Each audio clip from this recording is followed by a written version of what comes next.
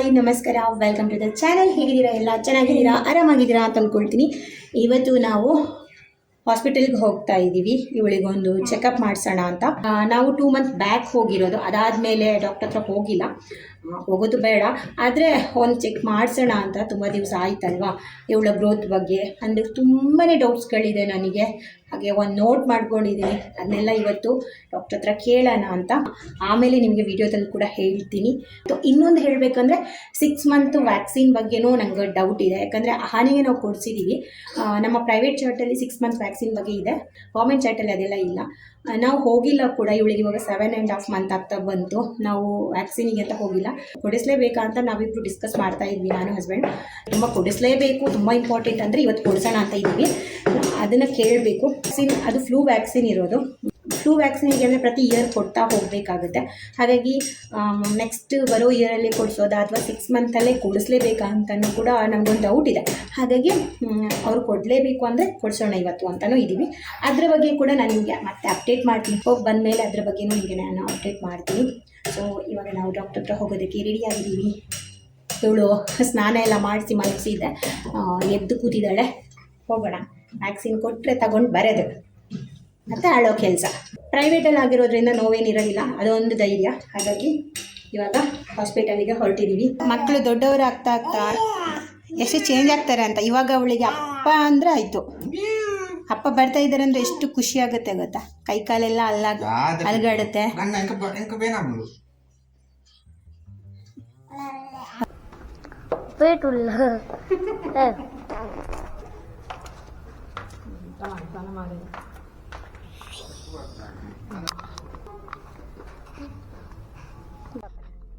ಹಾಸ್ಪಿಟಲ್ಗೆ ಹೋಗ್ತಾ ಇದ್ದೀವಿ. ನಾನು ಬಂದು ಕ್ಯಾಮ್ರಿ ಹಾಸ್ಪಿಟಲ್ ಅಂತ ಇದೆ ಅರಕೆರೆಯಲ್ಲಿ, ಅಲ್ಲಿ ತೋರಿಸ್ತೀನಿ. ಹಾಗೆ ನನ್ನ ಪ್ರೆಗ್ನೆನ್ಸಿಯಲ್ಲಿ ಕೂಡ ನಾನು ಅಲ್ಲಿಗೆ ಹೋಗ್ತಾ ಇದ್ದೆ. ನನಗೆ ಇಷ್ಟ ಆಗಿತ್ತು ಹಾಸ್ಪಿಟಲ್, ಹಾಗಾಗಿ ಮಗಳನ್ನು ಕೂಡ ಅಲ್ಲಿ ತೋರಿಸ್ತಾ ಇದ್ದೀವಿ. ಡಾಕ್ಟರ್ ಚೆನ್ನಾಗಿದ್ದಾರೆ, ಪೀಡಿಯಾಟ್ರಿಷಿಯನ್ ಎಲ್ಲ ಚೆನ್ನಾಗಿದ್ದಾರೆ ಅಲ್ಲಿ. ಹಾಗಾಗಿ ಅದಾದ ಮೇಲೆ ಸ್ವಲ್ಪ ವೆಯ್ಟ್ ಮಾಡಿ ವ್ಯಾಕ್ಸಿನ್ ಕೊಡಿಸಿದ್ವಿ. ಅದರ ಬಗ್ಗೆ ಎಲ್ಲ ನಾನು ಡಿಟೇಲಾಗಿ ಎಕ್ಸ್ಪ್ಲೇನ್ ಮಾಡ್ತೀನಿ. ನೋಡಿ, ಒಂದು ಕಾಲು, ಎರಡನೇ ಕಾಲು,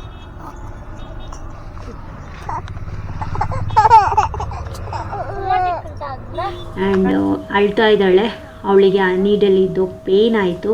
ಅದ್ರ ಜೊತೆಗೆ ಬೆಳಿಗ್ಗೆ ನಿದ್ದೆನೂ ಇರಲಿಲ್ಲ, ಎಲ್ಲನೂ ಸೇರಿ ಕಿರಿಕಿರಿ ಆಗಿದೆ. ಜೋರಾಗಿ ಅಳೋದು, ಕಿರಿಕಿರಿ ಮಾಡೋದೆಲ್ಲ ಮಾಡ್ತಾ ಇದ್ದಾಳೆ. ಸೊ ಹಸ್ಬೆಂಡು ಹೊರಗಡೆ ಹೋಗಿದ್ದಾರೆ, ಅಂದರೆ ನಮ್ಮನ್ನು ಕೂರಿಸ್ಬಿಟ್ಟು ಮಧ್ಯಾಹ್ನ ಊಟಕ್ಕೆ ಏನೂ ಮಾಡೋದು ಬೇಡ, ಬಿರಿಯಾನಿ ತಗೊಂಡ್ಬರ್ತೀನಿ ಅಂತ ಹೋಗಿದ್ದಾರೆ. ನಾವು ಕಾರಲ್ಲಿ ಕೂತಿದ್ದೀವಿ. ಈ ಟೈಮಲ್ಲಿ ವೆಯ್ಟ್ ಮಾಡೋದು ನಮಗೆ ಇರಿಟೇಟ್ ಆಗುತ್ತೆ. ಸೊ ಮಧ್ಯಾಹ್ನಕ್ಕೆ ಏನಾದರೂ ತಿನ್ನಬೇಕಲ್ಲ, ಹಾಗಾಗಿ ವೆಯ್ಟ್ ಮಾಡ್ತಾ ಇದ್ದೀನಿ. ಯಾಕಂದರೆ ಅವಳು ಅಳ್ತಾ ಇದ್ದಾಳೆ. ಆಮೇಲೆ ನಾನು ಅಡುಗೆ ಮಾಡೋದಕ್ಕೆ ಹೋದರೆ ಯಾರಿಗೂ ಸಮಾಧಾನ ಮಾಡೋದಕ್ಕಾಗೋದಿಲ್ಲ ಇವಳನ್ನು. ಹಾಗಾಗಿ ಅವರು ಹೊರಗಡೆಯಿಂದನೇ ತರೋಣ ಅಂತ ಹೋಗಿದ್ದಾರೆ. ನಾವು ಕೂತ್ಕೊಂಡು ವೆಯ್ಟ್ ಮಾಡ್ತಾ ಇದ್ದೀವಿ.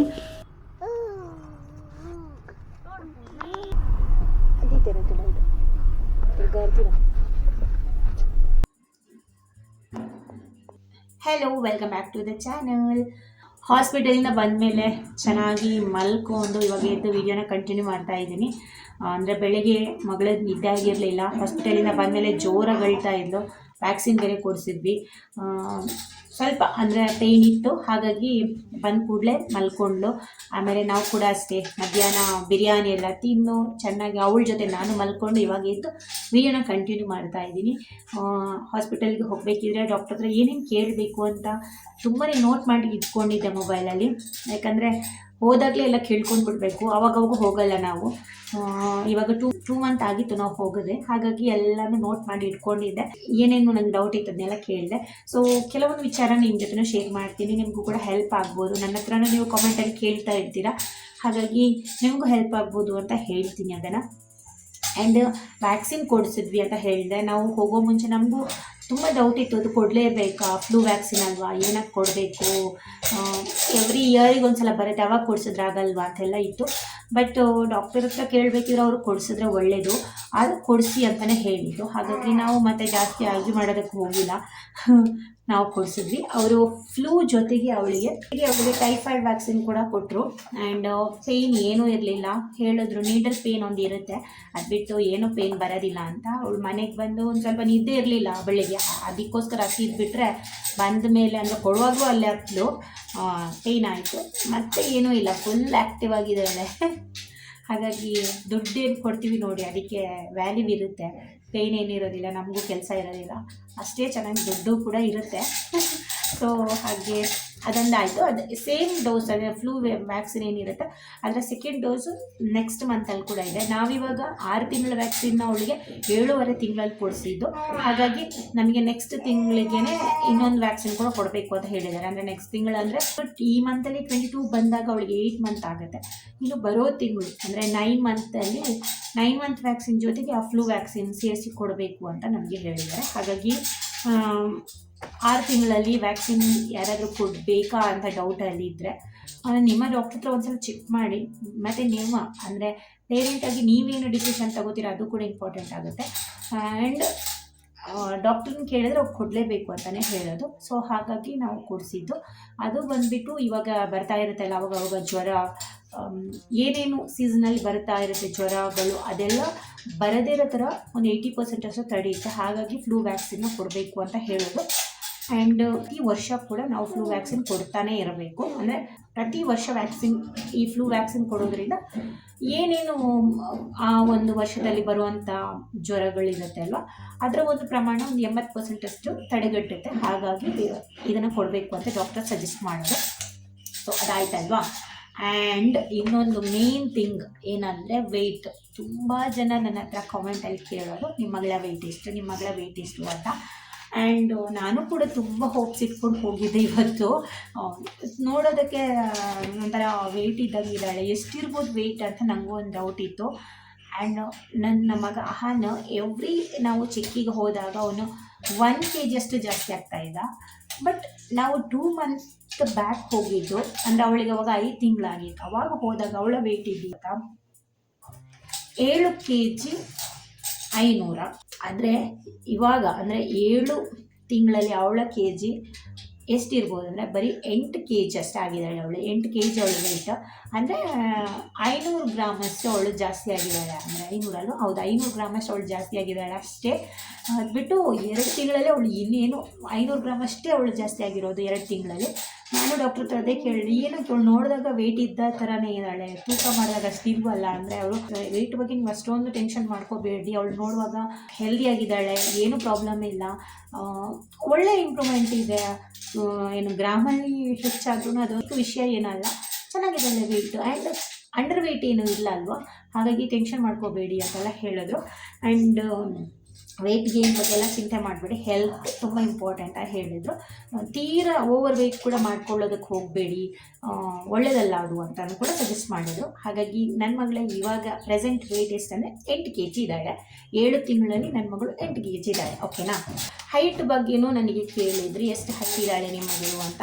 ಸೊ ಅವಳು ಅದೇ 2 ತಿಂಗಳ ಹಿಂದೆ ಚೆಕ್ ಮಾಡಿದಾಗ 68 ಸೆಂಟಿಮೀಟ್ರ್ ಇದ್ಲು, 68 ಸೆಂಟಿಮೀಟರ್. ಆ್ಯಂಡ್ ಈ ಸಲ ಚೆಕ್ ಮಾಡುವಾಗ 69 ಸೆಂಟಿಮೀಟರ್ ಅಷ್ಟು ಇದ್ದಾಳೆ. ಸೊ ಇಷ್ಟು ಅವಳ ಹೈಟ್ ಆ್ಯಂಡ್ ವೆಯ್ಟ್ ಬಗ್ಗೆ ಡೀಟೇಲು. ಆ್ಯಂಡ್ ಹೆಡ್ ಕೂಡ ಚೆಕ್ ಮಾಡ್ತಾರೆ, ಅವರೊಂದು ಮೆಷರ್ಮೆಂಟ್ ಇರುತ್ತೆ, ಅದಕ್ಕೆ ಕರೆಕ್ಟಾಗಿ ಇದೆಯಾ ಅಥವಾ ಅದಕ್ಕಿಂತ ಜಾಸ್ತಿಯಾಗಿ ಏನಾದ್ರು ಪ್ರಾಬ್ಲಮ್ ಇದೆಯಾ ಗ್ರೋತಲ್ಲಿ ಅಂತೆಲ್ಲ ಚೆಕ್ ಮಾಡ್ತಾರೆ. ಅದು ಕೂಡ ಕರೆಕ್ಟಾಗಿದೆ. ಆದರೆ ನನಗೆ ಡೌಟ್ ಇತ್ತು ಏನಂದರೆ, ಅವಳ ತಲೆ ಹಿಂದೆ ಸ್ವಲ್ಪ ದಪ್ಪ ಥರ ಇತ್ತು. ಅಂದರೆ ನಮ್ಮ ತಲೆ ಕೂಡ ಇಲ್ಲಿ ಮುಟ್ಟಿದಾಗ ಸ್ವಲ್ಪ ದಪ್ಪ ಇರುತ್ತೆ, ಆದರೆ ಮಕ್ಕಳದಲ್ಲೇ ಅದೊಂದು ನೋಡಿದಾಗ ಸ್ವಲ್ಪ ಅವಳ ಕೂದಲು ಕೂಡ ಇಲ್ಲಲ್ಲ, ಅದೇ ಕಾಣಿಸುತ್ತೆ ನನಗೆ. ಹಾಗಾಗಿ ನಾನು ಡಾಕ್ಟರ್ ಅದನ್ನು ಕೂಡ ಕೇಳ್ತಾ ಇದ್ದೆ, ಸರಿಯಾಗಿದೆಯೋ ಅವಳ ತಲೆ, ಏನಾದರೂ ಇಲ್ಲೆಲ್ಲ ದಪ್ಪ ಇದ್ದ ಥರ ಇದೆ ಅದೇನು ಅಂತೆಲ್ಲ ಕೇಳ್ತಾ ಇದ್ದೆ. ಡಾಕ್ಟರ್ ಅದೆಲ್ಲ ಓಕೆ, ಕರೆಕ್ಟಾಗಿ ಅಂದರೆ ಮಲಗಿಸುವಾಗ ದಿಬ್ಬಿಟ್ಟು ಮಲಗೋದು ಅಥವಾ 2 ಸೈಡ್ ಕೂಡ ಬ್ಯಾಲೆನ್ಸ್ ಆಗಿ ಮಲಗಿಸಿ. ಆಮೇಲೆ ಇನ್ನೊಂದೇನೆಂದರೆ, ಅವಳು ಮಲಗಬೇಕಾದ್ರೆ ಈ ರೀತಿ ಮಾಡ್ತಾ ಇರ್ತಾಳೆ ಒಂದೊಂದು ಸಲ, ಅದೇನಕ್ಕೆ ಮಾಡ್ತಾಳೆ ಅಂತ ಕೇಳಿದ್ದೆ. ಆವಾಗ ಈ ಸೊಳ್ಳೆ ಅಂದರೆ ಕೂದಲು ಕಮ್ಮಿ ಇದೆ ಅಲ್ವಾ, ಸೊಳ್ಳೆ ಬಂದು ತಲೆಗೆ ಇಲ್ಲಿ ಕಚ್ಬಿಟ್ಟಿದೆ, ಅದು 2 ಇತ್ತು ಅಲ್ಲಿ, ಅದನ್ನು ಕೂಡ ತೋರಿಸಿದೆ ಏನದು ಅಂತ. ಸೊಳ್ಳೆ ಕಚ್ಚಿರೋದ್ರಿಂದ ಅವರಿಗೆ ತುರ್ಸೋದಕ್ಕಾಗಲ್ಲ ಅಲ್ವಾ, ಹಾಗಾಗಿ ಅವಳು ಪದೇ ಈ ರೀತಿ ಮಾಡ್ತಾಳೆ, ಮಲ್ಕೊಂಡು ಇದೇ ರೀತಿ ಮಾಡ್ತಾಳೆ.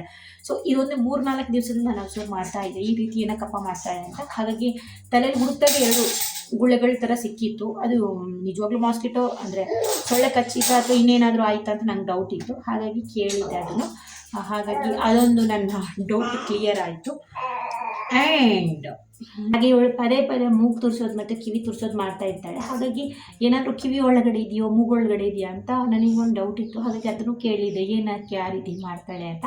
ಅವಾಗ ಅವ್ರು ಏನಂದಿದ್ರು ಅಂದರೆ, ಕಿವಿ ಒಳಗಡೆ ಅದು ನಿದ್ದೆ ಬರುವಾಗೆಲ್ಲ ಅದೇ ರೀತಿ ಮಾಡ್ತಾರೆ, ವ್ಯಾಕ್ಸ್ ಇದ್ರೂ ಅದರ ಪಾಡಿಗೆ ಅದು ಹೊರಗಡೆ ಬರುತ್ತೆ, ನೀವೇನು ತೆಗಿಯೋದಕ್ಕೆ ಹೋಗಬೇಡಿ. ಆ್ಯಂಡ್ ಮೂಗನ್ನ ಹೆಂಗೆ ಕ್ಲೀನ್ ಮಾಡಬೇಕು ಅಂದರೆ, ಇವಾಗೆಲ್ಲ ಬರುತ್ತಲ್ಲ ಮೆಡಿಕಲಲ್ಲೆಲ್ಲ ಸಿಗುತ್ತೆ ನಮಗೆ, ಆ ಥರ ಅದನ್ನೆಲ್ಲ ತಂದು ನೀವು ಟ್ರೈ ಮಾಡೋದಕ್ಕೂ ಹೋಗಬೇಡಿ, ಅದು ಒಳ್ಳೆಯದಲ್ಲ. ಅದರ ಬದಲು ಒಂದು ಕಾಟನ್ ತಗೊಂಡು ಅದನ್ನು ರೋಲ್ ಮಾಡಿ ಮೂಗಿನ ಒಳಗಡೆ ಈ ರೀತಿ ಹಾಕಿ ತಿರುಗಿಸಿ 1-2 ಸಲ. ಅಂದರೆ ನಿಮ್ಗೆ ಎಷ್ಟು ತೀರಾ ಒಳಗಡೆ ಎಲ್ಲ ಹಾಕೋದಕ್ಕೆ ಹೋಗಬೇಡಿ, ಎಲ್ಲಿ ತನಕ ಆಗುತ್ತೆ ನಿಮ್ಮ ಕೈಯಲ್ಲಿ ಅಷ್ಟೇ ತನಕ ಹಾಕಿ ಅದನ್ನು ಮೂಗನ್ನ ಕ್ಲೀನ್ ಮಾಡ್ಬೋದು. ಪದೇ ಪದೇ ಮಾಡೋದಕ್ಕೆ ಹೋಗಬೇಡಿ, ಒಂದು 2 ಡೇಸ್ಗೆ ಒಂದ್ಸಲ 3 ಡೇಸ್ಗೆ ಒಂದ್ಸಲ ಆ ರೀತಿ ಕ್ಲೀನ್ ಮಾಡಿದ್ರೆ ಆಯಿತು, ಕ್ಲಿಯರ್ ಆಗುತ್ತೆ. ಬೇರೆ ಏನನ್ನೂ ಕೂಡ ಮೂಗಲ್ಲಿ ಹಾಕಿ ಕ್ಲೀನ್ ಮಾಡಬಾರ್ದು ಅಂತ ಹೇಳಿದ್ರು. ಸೊ ಈ ಒಂದು ವಿಷಯ ನಿಮಗೂ ಕೂಡ ಹೆಲ್ಪ್ ಆಗ್ಬೋದು. ಅಂದರೆ ನನ್ನ ಹಸ್ಬೆಂಡಿಗೆ ಬರೋ ಡೌಟ್ ಇದು, ಏನಕ್ಕೆ ಅಂದರೆ ನನ್ನ ಮಗನಿಗೂ ಅಷ್ಟೇ ಚಿಕ್ಕ ವಯಸ್ಸಲ್ಲಿ ತುಂಬ ಕೂದಲಿತ್ತು. ಆ್ಯಂಡ್ ನಮಗೆಲ್ರಿಗೂ ಕೂದಲು ಏನು ಕಮ್ಮಿ ಅಂತ ಏನೂ ಇಲ್ಲ, ಚೆನ್ನಾಗಿ ಬೆಳೆಯುತ್ತೆ. ಇವಳಿಗೆ ಮಾತ್ರ ಏನಕ್ಕೆ ಇಷ್ಟು ಕಮ್ಮಿ ಕೂದಲು, ಏನು ಮಾಡಬೇಕು ಹೇರ್ ಗ್ರೋತ್ ಆಗೋದಕ್ಕೆ ಮಕ್ಕಳಿಗೆ ಅಂತ ಈ ರೀತಿ ಕೇಳ್ತಾ ಇದ್ರು ಹಸ್ಬೆಂಡ. ಆವಾಗ ಅವ್ರು ಏನಂದಿದ್ರು ಅಂದರೆ, ಫಸ್ಟಿಗೆ ಹೇರ್ ರಿಮೂವ್ ಮಾಡಿ, ಇದನ್ನೆಲ್ಲ ರಿಮೂವ್ ಮಾಡಿ ಹೇರ್ನ. ಆ್ಯಂಡ್ ಪದೇ ಪದೇ ಅಂದರೆ ಯಾವಾಗೆಲ್ಲ ಅವ್ರಿಗೆ ಚಿಕ್ಕ ಚಿಕ್ಕ ಹೇರ್ ಬರುತ್ತೆ ನೋಡಿ, ಅವಾಗ ನೀವು ಮಂತ್ಲಿ ಅದನ್ನು ರಿಮೂವ್ ಮಾಡ್ತಾ ಅಂದರೆ 2 ಮಂತ್ ಒಂದ್ಸಲ ರಿಮೂವ್ ಮಾಡಿದ್ರೆ ಹೇರ್ ಚೆನ್ನಾಗಿ ಬರುತ್ತೆ ಅಂತ ಹೇಳಿದ್ರು. ಬಟ್ ಅದೆಲ್ಲ ನಮ್ಮ ಒಂದು ಕೆಲವು ಸಂಪ್ರದಾಯ ಇರುತ್ತಲ್ಲ, ಇಷ್ಟೇ ತಿಂಗಳಲ್ಲಿ ಕೂದಲು ತೆಗಿಬೇಕು ಅಂತೆಲ್ಲ. ಹಾಗಾಗಿ ನಾವು ಕೂಡ ಅದನ್ನೇ ಡಾಕ್ಟರ್ ಹತ್ರ ಹೇಳ್ತಾ ಇದ್ವಿ, ಈ ರೀತಿ ಎಲ್ಲ ನಮ್ಮಲ್ಲೂ ಕೂಡ ಕೆಲವು ಕ್ರಮ ಇದೆ ಅಂತ. ಅವಾಗ ಅವರು ನಿಮ್ಮದೇನು ಸಂಪ್ರದಾಯ ಇದೆ ಆ ಟೈಮಲ್ಲೇ ಕೂದಲು ತೆಗೀರಿ, ಪದೇ ಪದೇ ಕೂದಲನ್ನ ಕೆಳಗಡೆ ಅಂದರೆ ಫುಲ್ ಕೂದಲನ್ನ ತೆಗಿತಾ ಇದ್ದಾಗ ಬೇಗ ಕೂದಲು ಬೆಳೆಯುತ್ತೆ ಅಂತ ಹೇಳಿದ್ರು. ಆ್ಯಂಡ್ ತೀರಾ ಸಾಫ್ಟ್ ಇದ್ದಾಗ ತೆಗಿಯೋದಕ್ಕೆ ಹೋಗಬಾರ್ದು. ಇವಾಗ ಕರೆಕ್ಟ್ ಟೈಮ್ ಅಂತ ಹೇಳಿದ್ರು, 7 ಅವಳಿಗೆ ಕೂದಲೆಲ್ಲ ತೆಗಿಯೋದಕ್ಕೆ ಚೆನ್ನಾಗಿ ಬರುತ್ತೆ ಅಂತ ಹೇಳಿದ್ರು. ನಾವು ಅದರ ಬಗ್ಗೆ ಅಂದರೆ ಕೂದಲೆಲ್ಲ ಇವಾಗ ಸದ್ಯಕ್ಕೆ ರಿಮೂವ್ ಮಾಡೋದಿಲ್ಲ. ನಾನು ಕೊಡ್ತಾ ಇರೋ ಫುಡ್ ಬಗ್ಗೆ ಡಾಕ್ಟರು ಓಕೆ ಒಳ್ಳೆಯದಿದೆ, ಇದನ್ನೇ ಕಂಟಿನ್ಯೂ ಮಾಡಿ ಅಂತ ಹೇಳಿದ್ರು.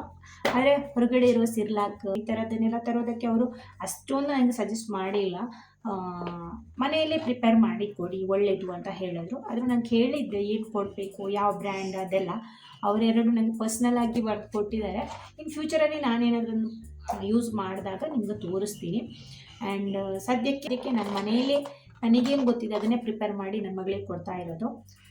ಹಾಗೆ ಇವತ್ತಿನ ವಿಡಿಯೋ ಇಷ್ಟೇ. ಹೋಪ್ ಈ ವಿಡಿಯೋ ನಿಮ್ಗೆ ಇಷ್ಟ ಆಗಿದೆ, ಹೆಲ್ಪ್ ಆಗಿದೆ ಅಂತ ಅಂದ್ಕೊಳ್ತೀನಿ. ಇಷ್ಟ ಆದರೆ ಪ್ಲೀಸ್ ನನ್ನ ಚಾನಲ್ಗೆ ಸಬ್ಸ್ಕ್ರೈಬ್ ಮಾಡಿ, ಹಾಗೆ ಆದಷ್ಟು ವಿಡಿಯೋಗೆ ಲೈಕ್ ಮಾಡಿ ಮತ್ತು ಕಾಮೆಂಟ್ ಕೂಡ ಮಾಡಿ. ಮುಂದಿನ ವಿಡಿಯೋದಲ್ಲಿ ಸಿಗ್ತೀನಿ, ಅಲ್ಲಿ ತನಕ ಟೇಕ್ ಕೇರ್, ಬಾಯ್. ನನ್ನ ಮಗಳು ಕಿವಿ ತೂರಿಸ್ತಾ ಇದ್ದಾಳೆ, ಅವಳಿಗೆ ಜಾಸ್ತಿ ಇದೊಂದು ಅಭ್ಯಾಸ ಕಿವಿ ತುರಿಸೋದು. ಇವಳಿಗೆ ಯಾವತ್ತು ಅವನ ಕಾರ್ಗಳೇ ಬೇಕಾಗಿರೋದು. ಇವನೊಬ್ಬ ಕಾರ್ ರಾಜ, ಇವನಿಗೆ ಎಲ್ಲಿ ಹೋದರೂ ಕಾರ್ಗಳದೇ ವಿಷಯ, ಎಷ್ಟಿದ್ರೂ ಸಾಕಾಗೋದಿಲ್ಲ ಕಾರ್. ಇವಾಗೆಲ್ಲ ಈ ಥರದ ಕಾರ್ಗಳ ಮೇಲೆ ಕ್ರೇಜ್ ಆಗಿಬಿಟ್ಟಿದೆ. ಚಿಕ್ಕದು ಎಲ್ಲಿ ಸಿಗುತ್ತೆ ಅಲ್ಲಿಂದೆಲ್ಲ ತಗೊಂಡು ಬರ್ತಾನೆ.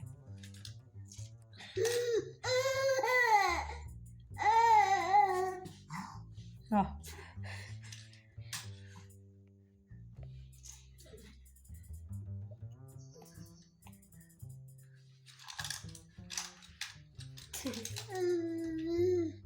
ಏನಮ್ಮ ಬಂಗಾರು ಕೊರ್ಪೂಜೆ ನಾನೇ ಏಯ್ ಕೊರ್ಪೂಜೆನ ತಾಯಿ ಕೊರ್ಪೂಜಿ ಅವ ತರಕ್ ಪುರ ಪಾಡೋಣ ಬಲ್ಲೆ ಬಂಗಾರ ಅಂದ ಒಂಚ ಬಾಲೆ ತಪ್ಪ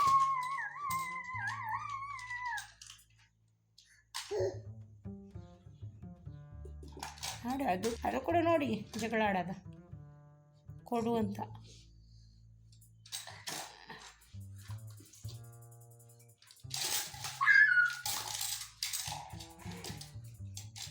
ఒరే పడుతున్నాడు బంగారా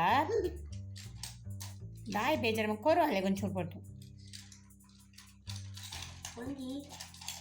ದಕ್ಕೊಚ್ಚಿ ಬೇನೆ ಅప్పుడు ಅದು ಏನಕ್ಕೆ ಕೊಟ್ಟರೆ ಸೀದಾ ಬಾಯಿಗೆ ಹೋಗುತ್ತೆ. ಅದ್ರ ಚಿಕ್ಕ ಚಿಕ್ಕ ಏನು ವೀಲಿದೆ ಅದೊಂದೇ ಭಯ, ಕೊಟ್ಟರೆ ಸೀದಾ ಬಾಯಿಗೇನೆ. ಆಮೇಲೆ ನಾವು ಅಷ್ಟೇ ಕತೆ ನಮ್ಮದು.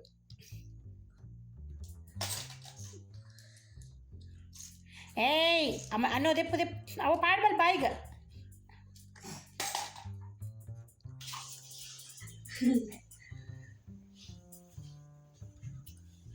Thank you. Butterfly, butterfly. Good bala. Thank you.